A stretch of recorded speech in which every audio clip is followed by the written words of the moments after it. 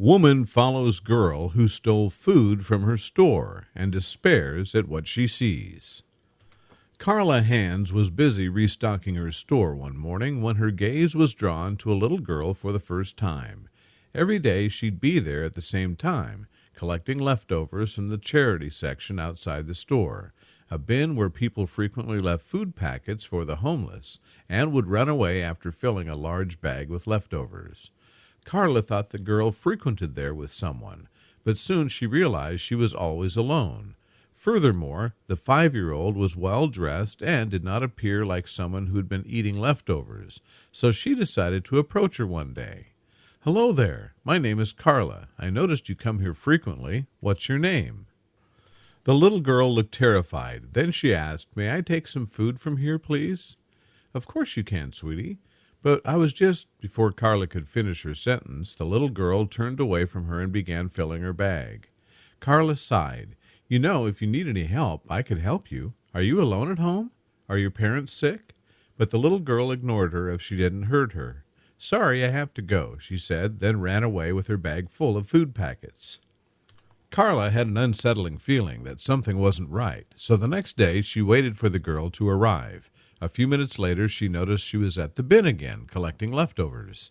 Carla waited for her to finish collecting food, and when she saw the girl leave, she asked her store manager to look after the store and quietly followed the girl in her car at a safe distance so she wouldn't notice her. She noticed her happily strolling through the streets, swinging the bag of food, and turning into an alley. Carla waited for her to reach the end of the alley before driving into it. When she got to the end, she noticed the girl taking another turn, this time in a narrower alley where her car wouldn't fit. She got down from her car and began to follow the girl on foot. She noticed they were in a desolate area with nothing but dark, dingy old houses that hadn't been repaired in months, if not years. The little girl walked to the far end of the neighborhood until she came to a crop-filled field. She crossed the field and then came to a halt at an abandoned garage. What in the world? Why would a young girl like her come all the way here? Carla wondered. Carla approached the garage to speak with the children, but when the girl turned around and saw her, she grabbed the little boy and they dashed inside, pulling down the shutter after them. "I'm not here to hurt you. I'm here to help," Carla called out. "That's why I'm waiting for you to come out. I can come inside if I want, but I don't want to scare you, okay?" Then the little girl spoke up. "No, we're not coming out. You'll call the police. Please go." "Police?" Carla was puzzled. "No, I won't. I promise. Will you come out now?" There was a brief moment of silence before the girl emerged. "Where are the little boy and the dog?" Carla asked her. The little girl began to tear up. "Please don't take them away from me. I'm Jason's big sister. My mommy told me to look after him. My name is Sarah. We also have a dog, and his name is Timmy."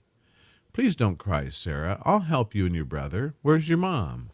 A sharp pain ran through Carla, hearing the little girl talk about the death of their parents. "Sarah, when did that happen? And how long have you been living here?" she asked gently. "It happened last week. We were playing outside, and then there was a fire in our house. My mom and daddy were taken to the hospital, but they never came back." Carla just couldn't help but feel for the poor little girl and her brother. "Listen, Sarah, you can come with me. I promise I won't call the police. I'll take care of you and Jacob and make sure you're never separated. And let's take Timmy to a vet, okay? He looks sick." "Really?" Sarah's eyes widened. "Do you promise Jacob and Timmy will live with me?" "I promise you, Sarah. Come on, let's go. You'll come with me, right?"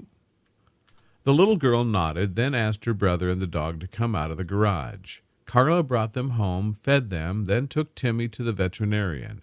When her husband Tom returned home, she told him what happened, and he suggested they call the cops. "Darling, how can you just bring them here? I know you feel bad for them, but we just can't keep them. What if the cops are on the lookout for them?" "I understand, Tom, but we can talk to Sandra. We're planning on adopting anyway, so why not just take these 2 kids in? Please?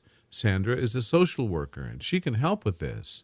And we can inform the cops, but we'll have to do so in secret because you know how terrified the kids are of them."